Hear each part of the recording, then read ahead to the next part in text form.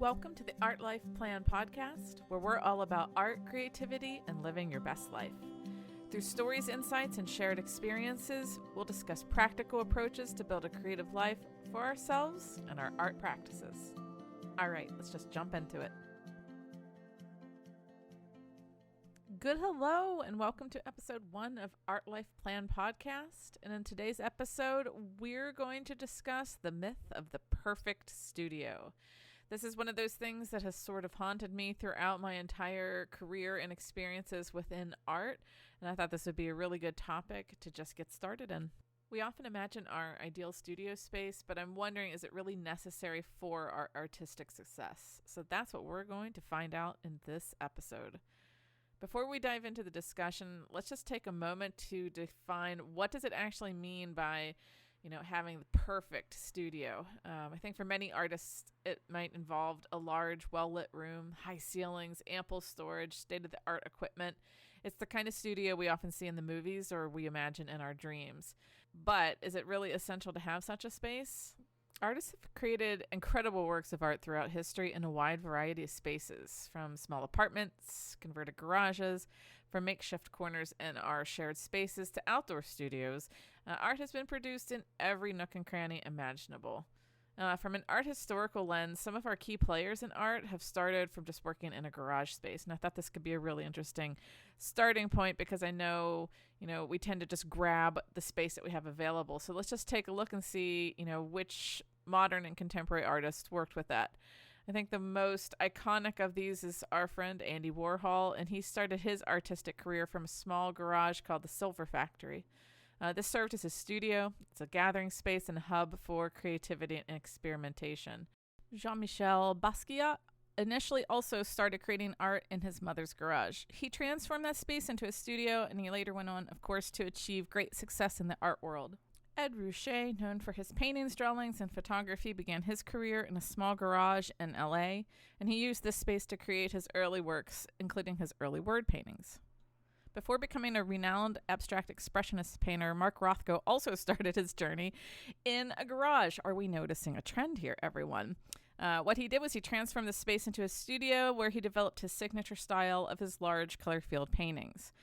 One more for our history books to look at is the celebrated British artist David Hockney, who is known for his vibrant landscapes and portraits. You guessed it, he had a garage studio in his early years, and this served as his creative sanctuary where he produced many of his influential works.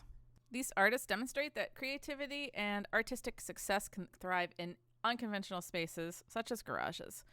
They show that it's not the physical setting that determines the quality of the art, but rather the artist's vision, talent, and dedication to their craft. So the question is, what really matters when it comes to the creative process? One aspect to consider is that the perfect studio can mean different things to different artists. Some of us thrive in a tidy and organized environment.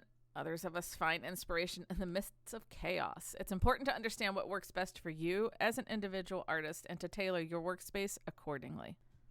Also, the perfect studio isn't just about the physical attributes, but also the mental and emotional space that it provides.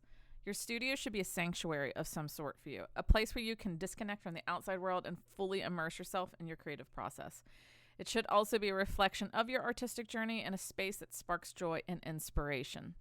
So creating that perfect studio doesn't necessarily mean spending a fortune on top-of-the-line equipment or fancy furnishings. While these things are certainly nice, of course, they aren't a defining factor of artistic success. So many artists have, of course, produced remarkable works using the basic materials simply because their focus is on the ideas and emotions that they wanted to convey. Another important aspect is that the perfect studio is not a static concept. As artists, we evolve and change over time, so should our creative spaces. Your studio should be adaptable and flexible and allow for experimentation and growth. So don't be afraid to rearrange, declutter, or introduce new elements that stimulate your creativity. We took a look at this from a historic lens. I'm going to now flip that around and look at it from a personal lens. My studio spaces over the years have varied wildly. Initially starting off just in our dining room when I was growing up, then a small desk in my bedroom. Then you get to college, and then you have maybe a shared space in that classroom, and then in grad school, we were allowed to have our own rooms, and then you could, expand your space from there. Out of school, it really started to vary wildly. I went from garages to basements to bedrooms, and then back and forth and back and forth. Currently in this new house, I've flipped 3 times in between the garage to the basement, the garage to the basement, the garage, and you guessed it, we're back to the basement. And what I have been finding through the years is I'm always looking for this perfect space. This is why I've been, interested in talking about this subject. And sometimes it becomes a point of contention for me because I almost have a pause point in my work where I'm like, I have to have the perfect desk. The perfect desk does not exist. So what do we do when these ideals start to fog the brain? How do we keep working even though we wanted X, Y, and Z? So this is something I think we all struggle with as makers. And I opened that dialogue up on Instagram so we can have a conversation about how we work there as well. So how exactly do we make the space that we're currently in work for us? And I think one of the keys to making any workspace functional, inspiring, is the organization of it. Even if you have a limited space, keeping your materials, tools, reference materials, etc. organized can make a significant difference in your creative process. So to start off, let's assess our needs and prioritize. We need to determine what materials and tools are essential for your practice. We're going to keep those items easily accessible while we find alternative storage solutions for that which we use less often. I like to use vertical workspace and shelves. There are also wall-mounted organizers, which is going to help you maximize the use of your available area. You're also going to want to establish designated zones within your workspace. What I find helpful is to assign specific areas for different tasks, such as the drawing area, the painting area, the storage area, the photographing area. Places that in your studio have a specific purpose and a role for, the creation process. This division is going to help create a sense of order, and it's also going to enable you to transition seamlessly between the different stages of your process, which sometimes I think we can get a little bit hung up on. Maybe we get, stuck just on the preliminary stages, but we know we need to get some things framed for a show. So having these specific spots available are going to be super helpful. You can also use containers and storage solutions. I am currently using metal shelves with just plastic bins from Target with lids, so I can stack them up and keep everything, markers with markers, pencils with pencils, etc. What I find helpful with that is when everything's all together in that bin, it makes it a lot easier to find whenever the muse and the inspiration strikes. And I don't know about you, but I have a lot of papers, paperwork, references, collage materials everywhere. So whether it's sketches, inspiration images, reference materials, having some sort of method to organize and store them will help you streamline your creative process. You can use folders, binders, digital tools, etc. to help keep everything easily accessible and categorized. At one of my earlier teaching jobs, we had everyone keep a expandable file of design inspiration, and then each folder was like, the first one was logos, the second one was colors, third type, etc. And then you would always have your designer bin with you for inspiration at any moment during class time. And one that might be a little tricky for some of us is to keep a clutter-free workspace. Clear surfaces actually can help foster a calmer and more focused mind, so it's nice to be able to regularly declutter your workspace. Put away those items that you're not currently using. Donate the items that you just will not be using. We know we all have those supplies. So if you're absolutely not going to use it, find a new home for it. A clean and uncluttered space will allow you to fully immerse yourself in your creative endeavors. And I think this circles back also to knowing your process. I am really messy when I am in the workflow. But one of my, the close the loop. When are you closing the loop on your process? When is something done and then you can transition to the next? When I close my work loop, I start cleaning. So that the next time the process starts up, I'm starting with a completely clean slate. So I fluctuate between clutter and cleanliness when it comes to my own practices. So I think part of this is just knowing what is your work style and then how can you make the most out of that. And remember, the goal of organizing your workspace is just to create an environment that supports you in your artistic process, and it also will hopefully enhance your artistic productivity. I always tell everyone, experiment. Just experiment. Try different organizational strategies.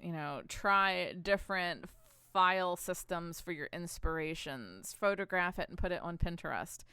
Find what works best for you, because your workspace should reflect your personal style and preferences while also providing a functional and inspiring work atmosphere. So how exactly do we grow into a new workspace? So the artist's workspace plays a crucial role in the growth and progression from the beginning stages to the more professional routes. The workspace allows room for growth by offering adaptability and flexibility. And as an artist evolves and explores different mediums, techniques, and styles, your workspace should be able to accommodate these changes. This can include, adjustable furniture, modular storage systems, or versatile layouts that can be reconfigured to suit your ever-evolving needs. I'm also a big fan of, we have our set limitations. So how do we work within these? Do we need the new space, or do we just need to reconfigure it? So when you're, deciding these things for yourself, keep that in mind also. There's a big discussion like, bigger, more.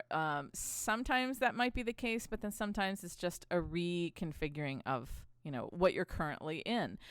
Work with what you have, or when you're at that stage, grow into that new space. And the growth often involves, experimentation and taking risks. So a well-designed workspace is going to provide you the freedom to try these new techniques, new materials and approaches.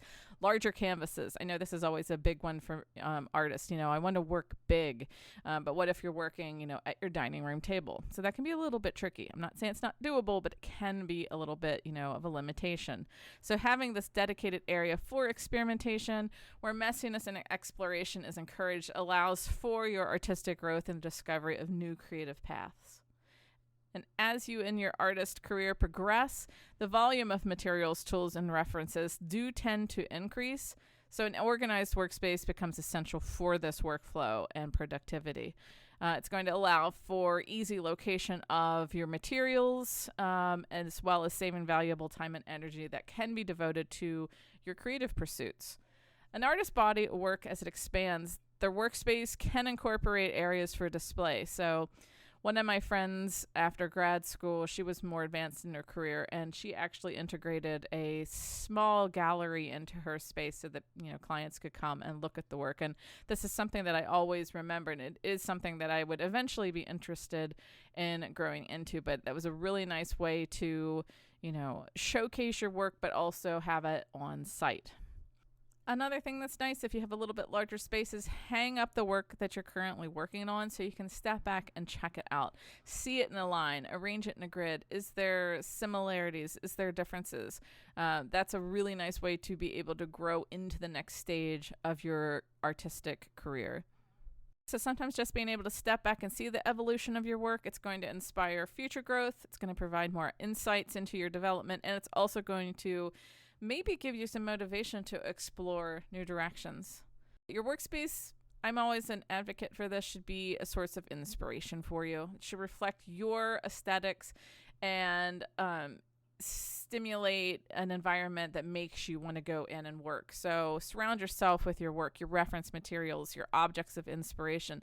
This could help fuel the creativity and help you push the boundaries of your artistic growth. Another nice thing, which I currently do not have in my own studio, is natural light.